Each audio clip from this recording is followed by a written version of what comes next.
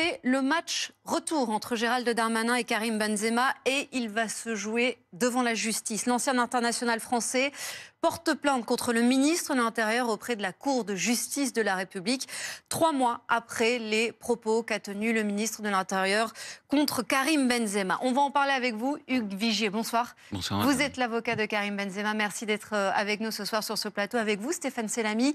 Bien sûr, vous faites partie du service police-justice de BFM TV. On peut peut-être rappeler d'ailleurs, Stéphane, comment tout a commencé il y a 3 mois. Cette affaire, effectivement, a démarré le 16 octobre dernier avec les déclarations de Gérald Darmanin sur CNews, où il a tenu des propos sans équivoque sur la proximité entre Karim Benzema et la confrérie des frères musulmans. Je reprends ses propos. Il a évoqué la lente dérive des positions de Karim Benzema vers un islam dur, rigoriste, caractéristique de l'idéologie frériste. Il a également reproché à l'ex-star du Real Madrid d'avoir posté des messages sur les réseaux sociaux adressant toutes ses prières pour les habitants de Gaza, victimes une fois de plus de ces bombardements injustes qui n'épargnent ni femmes ni enfants, sans exprimer de compassion envers les victimes israéliennes du Hamas. Maître, est-ce que vous nous confirmez tout d'abord que ça y est, la plainte a été déposée ? Je vous confirme que la plainte a été déposée hier, enregistrée auprès de la Cour de justice de la République. Pourquoi 3 mois après ? D'abord parce que je pense que Karim Benzema, lorsqu'il a entendu ces propos qui étaient tenus à son encontre par le ministre dans un premier temps, et puis en réaction ensuite par un tas de gens, dont M. Zemmour, j'insiste sur lui parce que je pense qu'on lui reprochera aussi ce qu'il a pu dire. Lorsqu'il a entendu ces propos, ça a été d'abord un choc, ensuite beaucoup de colère, et puis aussi un vrai préjudice. Il s'est immédiatement dit qu'il fallait réagir et il a souhaité déposer plainte et nous l'avions annoncé. Et puis, devant ce conflit absolument dramatique et qui se poursuit et dont on ne sait d'ailleurs même pas quand il va s'arrêter ni comment, je crois qu'à un moment donné, il s'est dit, après tout, qu'est-ce que c'est pour moi que ce qui est en train de se passer là, comment est-ce que je puis considérer que ça serait essentiel et qu'il faut absolument que je maintienne ma plainte. Et je crois qu'il était plutôt prêt à y renoncer en faisant un communiqué, en regrettant qu'un ministre dise n'importe quoi, parce que ce qu'il a dit c'est n'importe quoi, mais en s'en arrêtant là. Et puis, à la mi-décembre, M. Darmanin, interrogé sur les propos qu'il avait tenus à l'égard de Karim Benzema, non seulement les a confirmés, mais surtout a dit « D'ailleurs, je constate qu'il n'y a aucune plainte déposée contre moi ». Et à ce moment-là, Karim Benzema a considéré qu'il fallait donc qu'il dépose plainte et nous l'avons fait. C'est ça qui l'a fait changer d'avis. Donc ce n'est pas vous qui l'avez encouragé à judiciariser cette affaire ?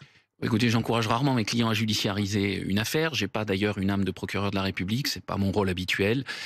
Non, je crois que ça a été son choix. Après, on en discute, mais ça a été son choix. Et je crois qu'à un moment donné, il s'est dit, mais si donc je ne dépose pas plainte, Monsieur Darmanin ira dire partout, j'avais donc raison. Et ça, c'est insupportable parce que c'est faux, parce que ça a des conséquences et qu'il fallait qu'il réponde des propos qu'il a tenus, puisqu'il entendait les maintenir. Quelles conséquences ? Les conséquences pour Karim Benzema, bon, pour simplifier, d'abord, quand vous êtes jeté à la vindicte populaire, présenté comme un proche avec des liens notoires d'une organisation qui n'est pas terroriste en France, mais qui est présenté dans les propos du ministre comme... en fait, il dessine l'image de l'ennemi. C'est-à-dire qu'il dit les frères musulmans, c'est une hydre à laquelle on s'attaque. Alors, on s'attaque, c'est un langage un peu guerrier. Et puis une hydre, vous savez à quoi ça renvoie. Cet animal avec ses têtes qu'on coupe et qui repousse sans cesse. Ce mal qu'on n'arrive pas à résoudre. Bon, voilà, c'est un langage qui dit l'ennemi et qui y associe Karim Benzema. Karim Benzema devient en quelque sorte un ennemi de nos valeurs occidentales et est associé en quelque sorte, non seulement aux frères musulmans, mais aussi au Hamas, parce que on sait que le Hamas, d'ailleurs, dans sa constitution, dans les années 80, l'un de ses principaux soutiens, ce sont les frères musulmans. Voilà, donc quand vous êtes présenté comme un ennemi, pour énormément de gens, et qui se disent si le ministre de l'Intérieur le dit, ça doit être vrai. Voilà, Karim Benzema est devenu quasiment, sinon un terroriste, mais certains l'ont dit, quelqu'un qui a une pratique de l'islam infiniment dangereuse. Oui, ça a des conséquences considérables. Et puis il vit en Arabie Saoudite. Mais quelles conséquences, par exemple, pour lui, au quotidien, pour lui et sa famille d'ailleurs, est-ce que ça en a ? Oui, ça en a, et ça en a eu, et ça en a encore. Tout simplement, on le regarde comme un ennemi, je l'ai dit, mais aussi il reçoit des menaces. Il vit et il travaille, si je puis dire. Le football, c'est aussi un travail en Arabie Saoudite. L'Arabie Saoudite, à la différence de la France, a déclaré l'organisation des frères musulmans une organisation terroriste dès 2013. Après l'Égypte, après que Mohamed Morsi est destitué par un coup d'État militaire, les frères musulmans sont bannis, si je puis dire, d'Égypte, et ils se retrouvent de la même manière traités comme des terroristes par l'Arabie Saoudite. Il est en Arabie Saoudite, il travaille là-bas, il vit là-bas, et on lui dit « mais vous êtes proche des frères musulmans ?» On lui demande s'il est terroriste. On dit à ses enfants, mais ton père est un terroriste. Enfin, voilà comment il est traité. Et puis, tous les messages de haine qu'il reçoit sur la base d'une assimilation mensongère. Alors, votre plainte, elle s'accompagne de 92 pages. Vous y avez eu accès, Stéphane Salami. Qu'est-ce qu'on peut y lire dans ces 92 pages ? Très clairement, au fil de ces 92 pages, Karim Benzema se défend de tout lien avec les frères musulmans. Je n'ai aucun lien avec les frères musulmans, organisation considérée comme terroriste par plusieurs pays dont l'Arabie Saoudite. J'ai fait le choix de pratiquer mon sport en Arabie Saoudite, où les frères musulmans sont considérés comme terroristes, comme vient de le rappeler Maître Vigier. Le ministre de l'Intérieur n'hésite pas à me vouer aux gémonies pour des liens inexistants avec cette organisation dont il n'a pas demandé l'interdiction en France. Karim Benzema pointe encore dans sa plainte l'indécente hypocrisie du ministre de l'Intérieur à son encontre et une pure instrumentalisation politique. Il dénonce aussi, comme vient de le rappeler aussi Maître Vigier, un déchaînement de violence à son égard et à l'égard de sa famille, y compris de ses enfants, après les déclarations du ministre. Il ajoute encore « Mes enfants étaient accusés d'avoir un père terroriste ». Pourquoi une telle justification ? Si ces liens sont faux et absolument faux, est-ce qu'une seule page ne suffit pas ? Alors, la plainte, c'est une dizaine de pages. On a l'obligation, notamment en matière de diffamation, de préciser les choses. C'est la loi de 1881 qui s'applique en matière de presse et qui complique un peu le travail, croyez-le, des juristes. Donc, 10 pages de plainte pour exposer les faits. Et puis ensuite, essentiellement des pièces, un constat d'huissier, des choses de cette nature. Donc la vérité, c'est que quand on parle de 90 pages, c'est plutôt 10 pages. Et sur Quel genre de pièces ? Je le disais, un constat d'huissier, par exemple, qui constate les propos qui ont été tenus à l'occasion d'une émission, des articles de journaux, des articles qui montrent des choses qui sont conformes à ce que soutient Karim Benzema et contraires à ce que peut dire le ministre. Alors justement, le ministre de l'Intérieur, c'est vrai qu'il n'a jamais fait marche arrière ou tenté de nuancer ses propos. Au contraire, on va l'écouter le 19 octobre dernier. Il était sur BFM TV et on lui a demandé de caractériser ses accusations. Écoutez-le. Voilà, il se trouve que je suis ministre de l'Intérieur et que j'ai accès à certaines informations. Mac est un très grand footballeur qui a des millions de personnes qui le suivent sur Internet. Je constate qu'il n'a toujours pas fait un tweet pour l'assassinat de ce professeur Arras. Je constate qu'il n'a pas fait de tweet non plus pour les bébés décapités, pour les femmes violées, pour les 1300 massacrés du terroriste islamiste en Israël. Et c'était l'objet de la réponse que j'ai faite à la question de vos confrères de... Avez-vous matériellement des éléments qui vous permettent de faire un lien entre Karim Benzema, excusez-moi, et les frères musulmans? Vous savez, le frérisme, c'est très insidieux. Oui. Ça consiste à utiliser tous les moyens de la société, le sport, la musique, l'influence sur Internet, pour pouvoir passer un islam rigoriste. C'est ça le frérisme. Et donc, malheureusement, je constate, et je serais très heureux que M. Benzema montre l'inverse, c'est par exemple qu'il puisse tweeter sur les assassinats dont est victime, par exemple, le professeur d'Arras. On entend Yves Calvi l'interroger, et c'est vrai que, en l'espèce, les preuves matérielles sont difficiles à saisir. En même temps, on se dit, c'est pas possible qu'un ministre de l'Intérieur affirme de telles choses sans disposer d'aucun élément.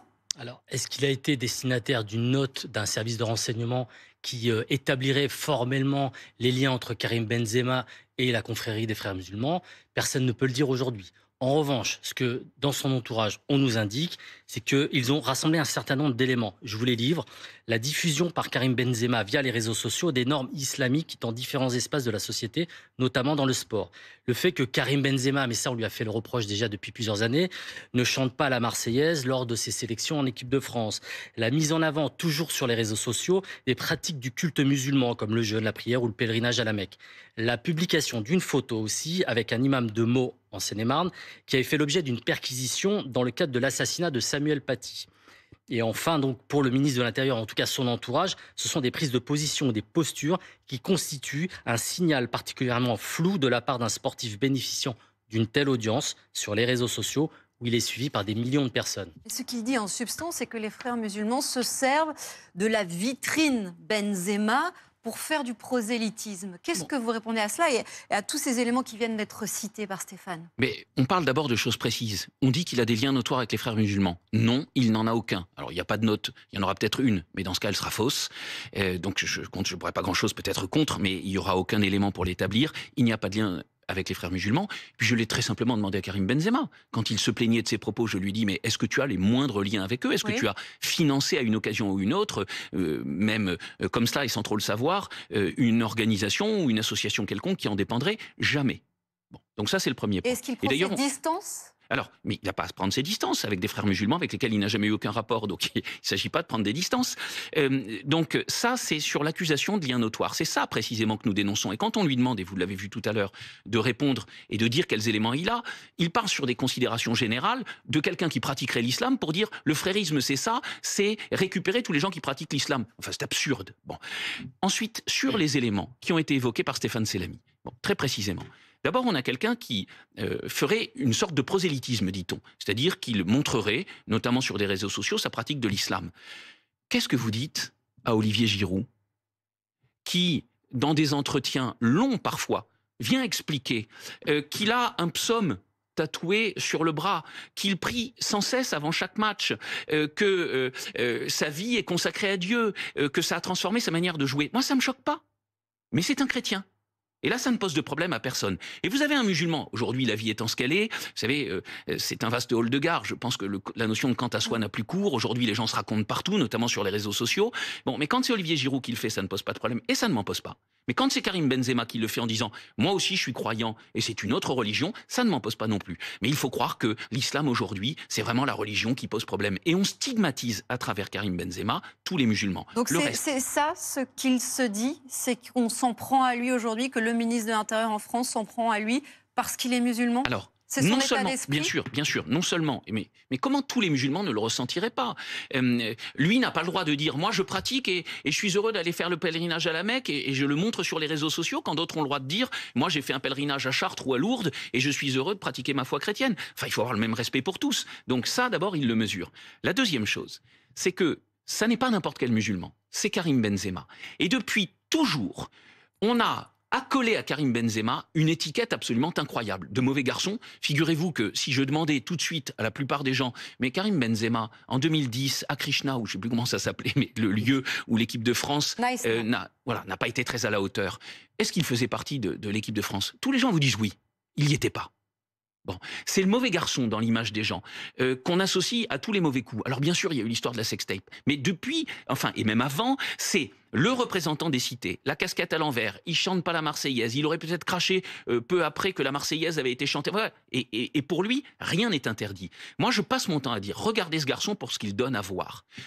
Nous en parlions tout à l'heure. Mais est-ce qu'il ne le cherche pas peu lorsqu'il réagit à ce qui s'est passé après le 7 octobre, l'attaque du Hamas en Israël, en ne parlant on est quelques jours après, en ne parlant que des victimes dans la bande de Gaza, sans avoir un seul mot pour les victimes de l'attaque du 7 octobre. Ça fait partie des éléments que j'ai produits, notamment liés à cette plainte. La communication officielle, et notamment, je dirais, de ceux qui ont voix au chapitre en France, pendant toute une période, elle n'a été pratiquement que pour Israël. Pas un mot pour le Hamas. Vous avez un discours du président de la République qui vient dire que, pardon, pas pour le Hamas, mais pour les Palestiniens et les habitants de Gaza, qui vient dire que ce qui s'est passé le 7 octobre, c'est absolument dramatique. Mais on en est tous d'accord, c'est effroyable. Bon. Et qui n'aura pas un mot. Nous sommes à la date où il prend la parole, plusieurs jours après, et de façon documentée, il y a déjà plus de 500 femmes et enfants qui ont été tués en Palestine, et notamment dans la bande de Gaza, par des bombardements qui touchent les civils. Pas un mot pour eux. Mais là, on fait reproche à personne d'avoir une communication déséquilibrée. Et on impose... ça, votre argumentaire, vous allez prendre comme comparaison le président de la République ? Non, mais je pourrais prendre pratiquement tout le monde comme comparaison. Oui, parce qu'il y a aussi Nabil Fekir, par exemple, qui a lui aussi porté le maillot de l'équipe de France, qui a appelé au retour de la paix et de la justice. Il y a Didier Deschamps, qui a lui aussi réagi en ayant une pensée pour les victimes en Israël, mais aussi à Gaza. C'était possible de faire les deux. Mais bien sûr, non seulement c'était possible, et je l'aurais préféré, la question n'est pas celle-là. La question est de savoir si son propos était un propos qu'on doit vouer aux gémonies. Non, c'est un propos qu'il a à ce moment-là, le 15 octobre, 9 jours après, ou 8, le drame et le massacre épouvantable du Hamas. Et à ce moment-là, il communique pour les habitants de la Palestine. Bon, eh bien, j'aurais préféré peut-être que sa communication soit plus équilibrée, mais ça fait pas de lui ni un sympathisant, ni un soutien des terroristes. Est-ce qu'il regrette ? Quoi donc ? De ne pas avoir eu un mot et une pensée, en tout cas par écrit, pour les victimes du 7 octobre, au moment où il réagit à ce qui se passe dans la bande de Gaza. Non seulement je suis sûr qu'il a aussi une pensée pour les victimes des faits du 7 octobre, et puis de la suite, et toujours des otages aujourd'hui, mais la manière dont on lui a demandé d'exprimer éventuellement des regrets, je comprends que ça rende quasiment impossible de le faire. Vous évoquiez tout à l'heure... Monsieur... il vous a dit, oui, effectivement, j'aurais dû le faire. Et il ne m'a pas dit ça dans ces termes. Il m'a dit, comment est-ce qu'on peut penser que moi, je n'ai pas de pensée pour toutes les victimes. Voilà dans les termes dans lesquels il me l'a dit. Il n'a pas fait une espèce de rétropédalage pour dire j'ai eu tort, mon tweet aurait dû être plus complet. Mais le moment où nous en parlons, c'est le moment déjà du déchaînement médiatique contre lui, qui l'enferme dans cette posture. Mais ceux qui lui font ces reproches-là, encore une fois, n'ont communiqué. Monsieur Darmanin, vous avez trouvé de sa part, parce que vous me dites le président de la République, Monsieur Darmanin, vous avez trouvé de sa part la moindre communication à l'époque pour les habitants de la Palestine et les civils de Palestine? Aucune. Bon. Donc, ce déséquilibre qu'on peut trouver partout, pourquoi faut-il que pour lui, ce soit quelque chose de définitif et d'irrémédiable? Sur ce que dit Gérald Darmanin de Karim Benzema, pas de ce qui se passe dans la bande de Gaza, est-ce qu'il va devoir, à un moment donné, apporter des preuves matérielles? Est-ce qu'il va devoir s'expliquer, Stéphane, après le dépôt de cette plainte? Oui, s'il est renvoyé devant la Cour de justice de la République, mais on n'en est pas encore là. Il faut savoir que cette plainte, elle va être examinée par une commission des requêtes, donc qui va estimer si elle est recevable ou pas. Et à partir du moment où elle l'est, effectivement, il sera peut-être renvoyé devant cette Cour de justice de la République, qui est aujourd'hui la seule compétente pour juger un ministre en exercice. Et dans ce cas-là, Gérald Darmanin sera effectivement, normalement, amené à produire des preuves par rapport à ses déclarations sur Karim Benzema et ses liens avec les frères musulmans. Pour rappel, la peine encourue peut monter jusqu'à 1 an et 45 000 € d'amende, 1 an de prison. Parlons un peu plus de son état d'esprit. Vous le disiez tout à l'heure, il joue en ce moment, il vit en Arabie Saoudite et il vit d'ailleurs sur le plan sportif un moment compliqué. Je veux dire, on peut le lire dans n'importe quel journal sportif. Il y a un rendement insuffisant, c'est ce qu'on lui reproche. On lui reproche aussi son attitude, du moins les dirigeants de son club qui s'appelle le club Al-Ittihad. On dit même que son aventure saoudienne pourrait se terminer plus rapidement que possible et qu'il rentre en Europe. Est-ce que les deux sont liés? Vous voulez dire ce qui s'est passé, la répercussion de ses propos tenus contre lui et puis des résultats sportifs qui seraient de moindre qualité? Est-ce qu'il est préoccupé, perturbé? Je crois qu'une vie de sportif de son niveau, qui pendant près de 20 ans a joué dans les meilleurs clubs, parce que déjà tout jeune il y jouait, il a connu des hauts et des bas. Peut-être que la période est moins faste. Il était d'ailleurs blessé ces jours-ci. Il est parti quelques jours. Il a été retenu, éloigné d'Arabie Saoudite par le cyclone. Il revient en Arabie Saoudite. On verra bien. Mais oui, mais on l'a vu renaître de ses cendres. Si vous vous rappelez, quand il arrive au Real Madrid, il joue pas beaucoup. Et puis ensuite, il devient ce joueur absolument incontournable. Et puis il a des moments moins bons. Et puis il a des moments meilleurs. C'est comme ça. Et c'est comme ça pour tous les sportifs, ceux qui restent toujours au même niveau. Et ensuite, quand vous êtes à ce niveau-là et qu'à un moment donné, vos résultats sont un peu moins bons, immédiatement, on vient dire que c'est la fin de votre carrière en quelque sorte. Moi, je dois dire que je serais assez heureux de le voir revenir jouer à Lyon.